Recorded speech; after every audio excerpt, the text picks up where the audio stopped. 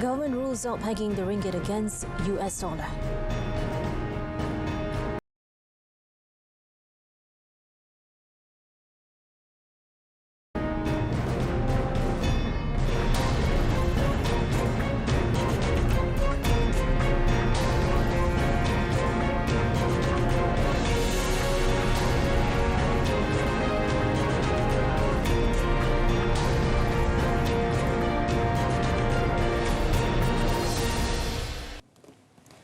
Hello and good afternoon. You're watching Updates at Noon with me, Nur Samri. All parties need to move as a team to speed up the implementation of the economic reforms and initiatives that have been planned.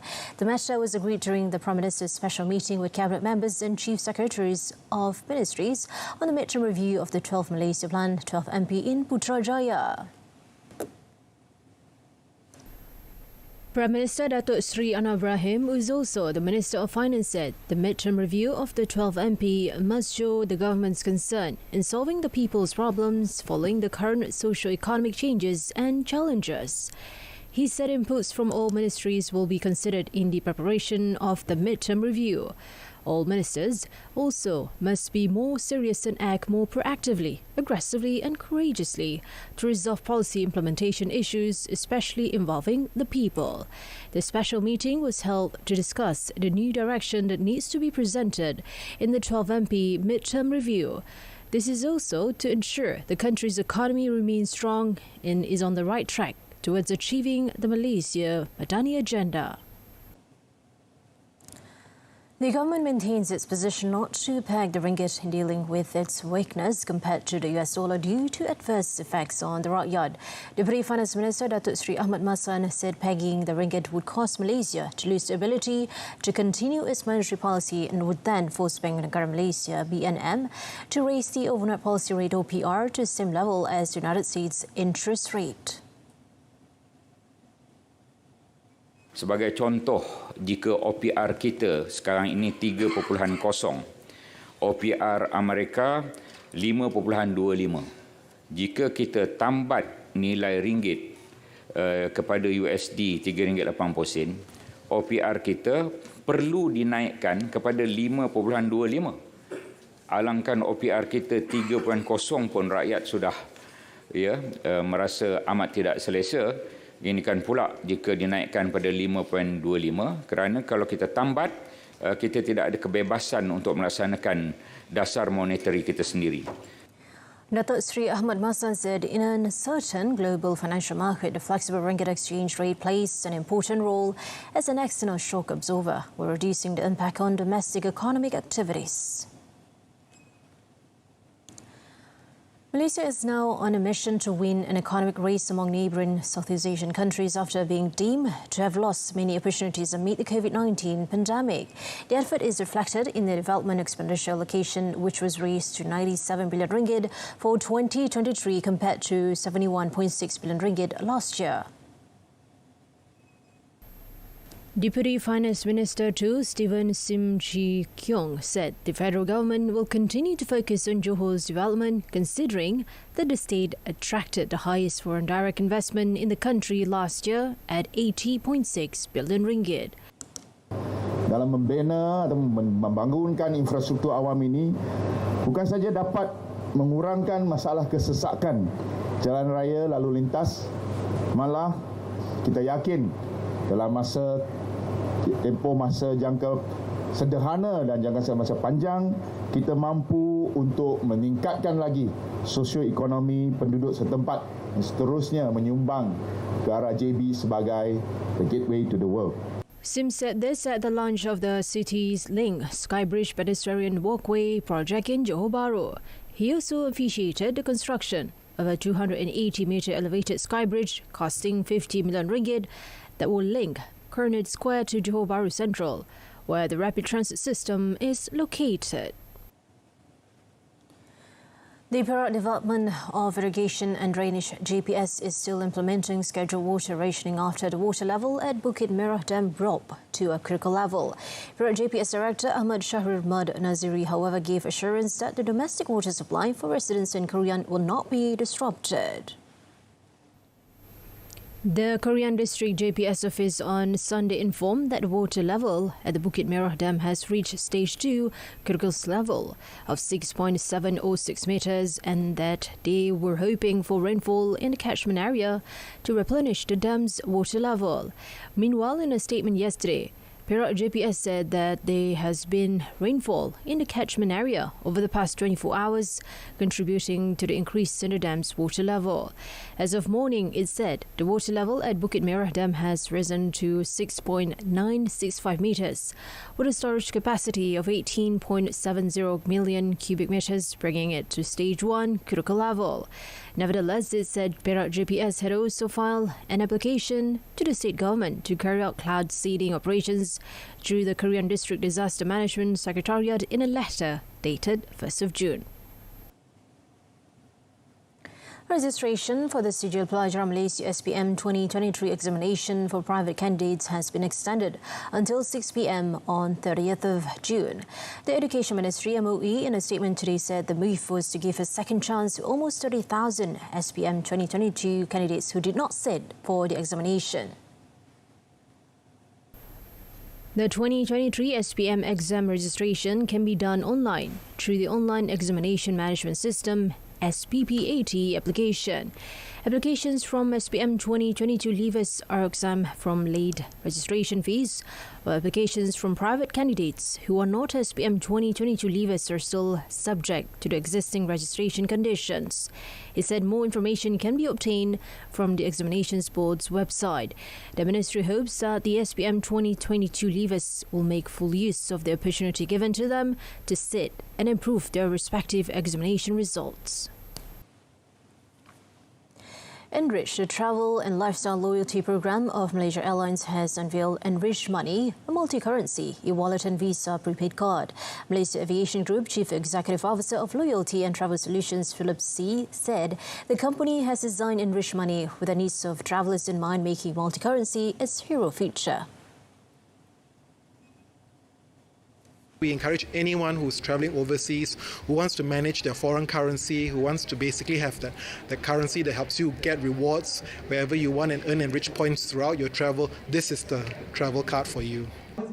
Enrich Money, powered by Mission Trade, functions as a travel companion and is accepted by over 430,000 Visa merchants in Malaysia and 80 million Visa merchants locations worldwide. These features give cardholders access to priority services and exclusive benefits when travelling on Malaysia Airlines and One World Partner Airlines. Until 31st of July, Enrich Money cardholders also have an opportunity to fast-track their elite status when they perform a top-up. Meanwhile, cardholders who top up for the 1,000 points will be entitled to an enriched silver status, while those who top up 80,000 points will be accorded enriched gold status.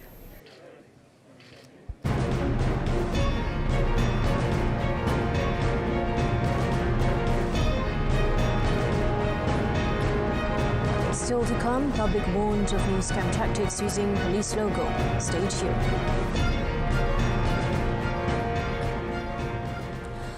Fooling victims by sending them fake documents using images of arrest warrants or appearance notices bearing police logo is the latest modus operandi of online fraud syndicates. Perak Police Chief Datuk Sri Muhammad Yusri Hassan Basri said the department had received 2 such reports where the alleged documents were purportedly undersigned using the designations of the Perak Police Chief and Perlis Police Chief. In a statement last night, he said the first case was of a restaurant trader in Teluk Intan who received a call claiming that there was a parcel containing prohibited items under the trader's name. The complainant was sent a police arrest warrant and appearance notice with a police logo and undersigned by the Perak Police Chief via message. However, the complainant did not fall for it and lodged a police report. In the second case, a university lecturer fell victim to the scam by revealing personal and bank account information and lost 98,000 ringgit in money transfers. Police have issued 3 summonses after breaking up a dispute between a group of high-powered motorcycle riders and members of the public in Muar, Johor. More Police Chief SCP Rais Mukhlis Azman Aziz said the incident was believed to have been caused by the actions of a group of high-powered motorcyclists who parked their vehicles on the pavement of a shop. Police resolved the dispute and asked for cooperation to move the vehicle in addition to issuing 3170A summonses for obstruction to the owners of the motorcyclists. Police also detected 3 video clips that had gone viral on social media that featured the dispute.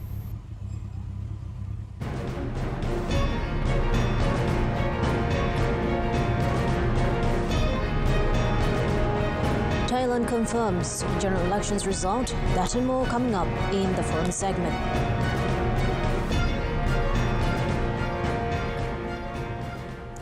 Thailand's Election Commission yesterday confirmed the results of last month's vote, in which the pro-democracy opposition trumps the army-backed parties that have ruled the kingdom for nearly a decade. The commission officially ratified the results for the 500-seat lower house, which makes the Progressive Move Forward Party, MFP, the largest group with 151 seats.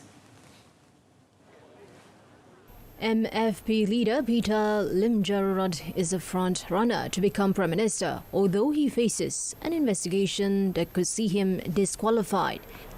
The Election Commission is investigating around 200 complaints about the conduct of the 14 May poll. The Commission Secretary General Sawang Bunmi said they decided to announce a ratification because not all of the complaints can be dealt with within 60 days. Election law requires the result to be ratified inside 60 days, but the Commission has a year to investigate complaints. Parliament will convene and elect a lower house speaker within 15 days, but there is no set timeline for when they will select a new Prime Minister. MFP says it has secured a coalition deal with 7 other parties, including the second biggest, PUTAI, which would command a large majority in the lower house. But to secure the Prime Minister's job, Peter has to win a majority across both houses, including the Senate, where the 250 members were handpicked by the last junta. MFP and PUTAI, which won 141 seats, dominated the election as voters rejected Prime Minister Prayutchan Ocha, a former army chief who came to power in a 2014 coup. Israeli forces in the occupied West Bank killed 5 Palestinians on Monday in a raid that saw 8 Israeli security personnel wounded and rare helicopter fire. Palestinian authorities reported intense gunfire by Israeli forces in what the army described as routine activity, in which an armed vehicle was said to have been hit by a dramatic explosion. The Palestinian Health Ministry said 5 people had been killed and at least 91 others were wounded in the violence. It identified those killed as 15-year-old Ahmed Sakir, as well as Ahmed Asarasa, 21, Kais Jabarin, 21, Ahmed Daragmih, 19, and Qassam Abu Sarya, 29. Among the injured was Palestinian journalist Hazim Nasser, who was hospitalized with a gunshot wound, according to the Palestinian Journalist Syndicate. An AFP journalist said the sound of gunfire was heard across Jenin as wounded Palestinians continued to arrive by ambulance to the northern West Bank cities Ibn Sina Hospital into the early afternoon. Crowds gathered outside a government hospital in Jenin for the funerals of those killed in 11 hours of fighting.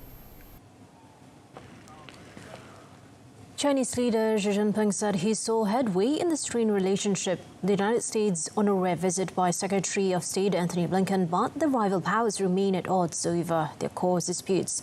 In a symbolic sign of lowering the temperature after stirring tensions, President Xi received Blinken in a vast Great Hall of the People and said the 2 powers had made progress and reached agreement on unspecified issues. We are clear-eyed about the challenges posed by the PRC. The United States will advance a vision for the future that we share with so many others, a free, open, stable, and prosperous world, with countries upholding and updating the rules-based order that has, for years, safeguarded peace and security globally. Both sides have played down prospects for breakthroughs, with Blinken saying his more than 11 hours of talks over 2 days were more about restoring dialogue. Meanwhile, Chinese Foreign Minister Shingang agreed to pay a written visit to the United States, but Blinken acknowledged limited progress on jump-starting communication with China's military, a key priority for the United States as tensions simmer over Taiwan. United States and Canadian Coast Guard teams are racing to locate and rescue a submersible terrorist vessel with 5 people aboard that went missing on a dive to the Titanic's wreckage in the North Atlantic. The 21-foot craft operated by Ocean Gate Expeditions began its descent early Sunday and lost contact with the surface less than 2 hours later. The United States Coast Guard said it had launched a sweeping search approximately 900 miles east of Cape Cod, Massachusetts, while the Canadian Coast Guard said it too is taking part in the effort with fixed-wing aircraft and a ship sent to the search zone. The United States Coast Guard has launched 2 C-130 planes to survey the surface, while Canada has deployed an aircraft which utilizes sonar technology with buoys. Time is a critical factor, where the vessel has a range of 96 hours for a crew of 5. As of Monday afternoon, authorities believe it still had 70 or more hours of remaining oxygen.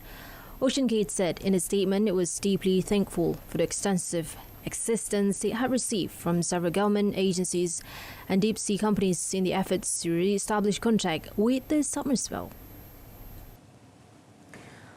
A man wielding an axe entered 3 Chinese restaurants yesterday night in New Zealand's largest city, Auckland, sending 4 people to hospital. North Shore and Auckland Hospital spokesman said 1 victim was discharged and 3 remain in stable condition.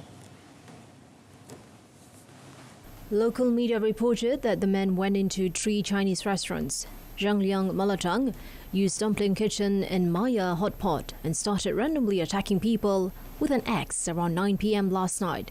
A witness told local news organisation Radio New Zealand that she was sitting at Maya Hot Pot with a friend when a man came at the friend with an axe. New Zealand police said they had arrested the 24-year-old man and he was due to appear in court on Tuesday on a charge of wounding with intent to cause grievous bodily harm. Police said further charges are expected as they investigate the motive for the attack. A gunman opened fire yesterday in a school he used to attend in southern Brazil, killing 1 pupil and wounding another before being arrested. The 21-year-old shooter arrived at the school in the Larindra metropolitan area, claiming to be an ex-student and said he needed a transcript but took out a gun once inside and began shooting. A 16-year-old female student was killed and a male student taken to the hospital with gunshot wounds, the State Security Ministry said in a statement, adding that the attacker had been detained. President Luiz Inácio Lula da Silva expressed sadness and outrage at the attack. Brazil, where school attacks were once a rarity, has seen an increase in such assaults recently. In April, an attacker killed 4 young children with a hatchet at a school and daycare center in the southern city of Blumenau. That incident shocked the nation and prompted the Lula administration to announce a series of measures to increase security at schools and tackle content seen as promoting school violence on social media.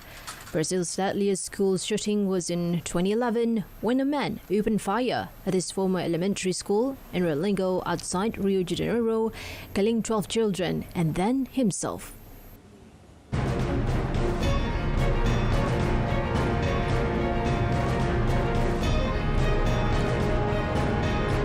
Coming up in sports, Cristiano Ronaldo is set to make 200th appearance for Portugal. Stay with us.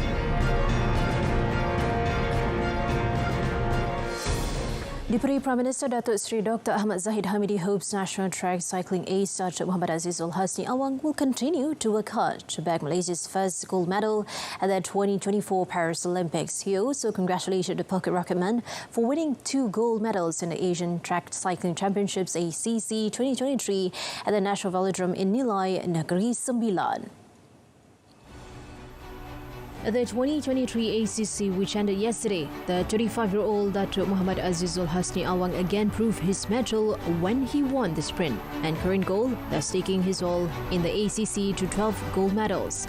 Datuk Seri Ahmad Zahid also congratulated national cyclist Muhammad Fadil Muhammad Zonis, who ended his 7-year wait for Asian glory after winning the 1 kilometre individual time trial event. The 25-year-old clocked 1 minute and 0.559 seconds in the final to end Malaysia's drought of more than a decade for the title after Muhammad Idris Yunus' success in the 2012 edition at the Kuala Lumpur Velodrome, Cheras. Portugal captain Cristiano Ronaldo is poised to make his 200th appearance for the Selangor early tomorrow morning in a Euro 2024 qualifier away to Iceland.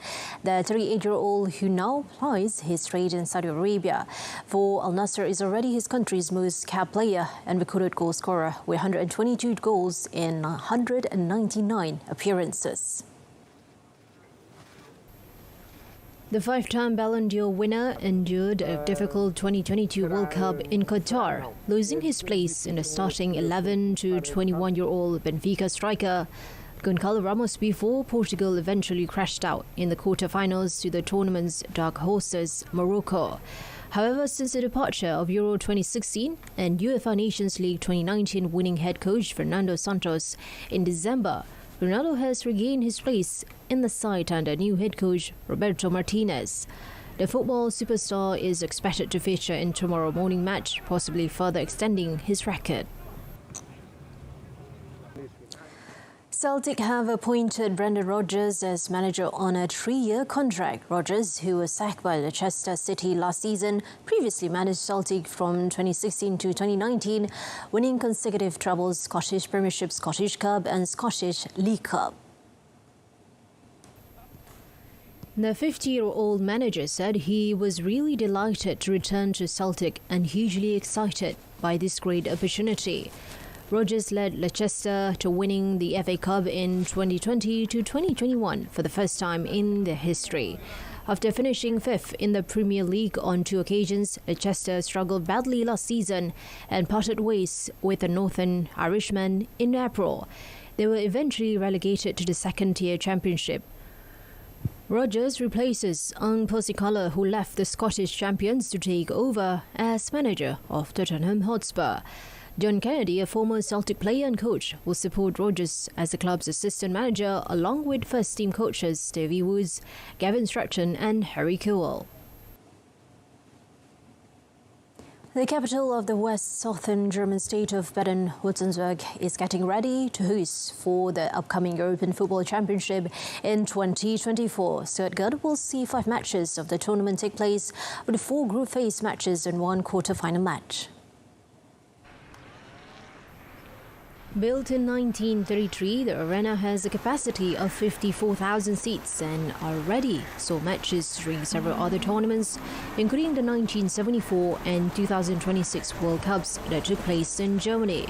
In 1974, it hosted 4 group matches. In 2006, several group matches, 1 round of 16 match, and the third-place match between Germany and Portugal, which saw Germany win 3-1. The city also hosted European Cup finals in 1959 and 1988. The 2024 European Football Championships will take place from 14 June to 14 of July 2024, with 24 European teams taking part in the 17th edition of the tournament. Top seed Daniil Medvedev found his grass court touch at the Hale Open on Monday, beating Narcos Giron 6-4, 6-3 to advance to the second round of the tournament. The Russian lost in the opening round in Stuttgart last week, but he made sure he didn't suffer the same fate with a 71-minute victory inside All Arena. The world number 3 will now face Serbia's Laszlo Djere, who defeated local Hrbovska odd 7-6, 6-3. Second seed Stefanos Tsitsipas found himself on the brink of an early exit, but managed to claw his way to a 6-7, 6-4, 7-6 win against France's Jorge Pereira. Tsitsipas was behind by a set and a break before eventually prevailing in over 2 hours to secure a second-round showdown with Nicolas Jarry. Chile's Jarry kept his good form going earlier in the day, beating Frenchman Corentin Moutet 6-3, 7-5. In other results, Denis Shapovalov making his debut in Halle. Greece passed South Africa's 7-6, 6-4, while Brandon Nakashima needed 3 sets to beat Mikael Ymer 4-6, 6-4, 7-5. Over in London, Cameron Norrie opened his grass court season in style with a 6-4, 7-6 win over Miomir Kecmanovic in the first round of the Queen's Club Championship. Playing on grass for the first time since his 2022 Wimbledon semi-final loss to Novak Djokovic, the 5-seed gave the home crowd something to cheer for against the Serbian world number 40. 6-seed Lorenzo Musetti also put on dominant display against wildcard Jan Josky, sealing a straight-set 6-4, 6-2 victory in just over an hour of tennis. Meanwhile, 8-seed Argentine Francisco Carandolo edged past American qualifier Toby Paul 7-6, 4-6, 6-4. Elsewhere on Monday, Sebastian Korda, Ben Shelton, Diego Schwartzman and Ryan Peniston also booked their spots in the second round. Game 7 match. Shelton. Kecemasan, boleh saya bantu? Hello, there's been a motorcycle accident here. Maybe an elephant ran it over? Sir, there is fire accident at the address number 5 Jalan Tembika Shah Alam. PGO from FRT Shah Alam, there was no fire accident here. Over.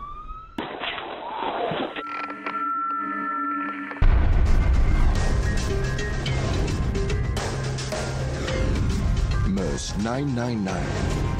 Use it wisely. All right, that ends up today's edition of Updates at Noon. Wrapping up with a recap of our top story today. Corporation needed speed up economic reforms and initiatives. Tune in to Malaysia Tonight coming up at 8:30 p.m. on saluran Berita RTM. We'll leave you with visuals of professional cyclists battling it out on the hero South Tyrol Dolomites Mountain in Italy. I'm Nur Zamri, Malaysia Madani, Tekat Perpaduan, Penuhi Harapan.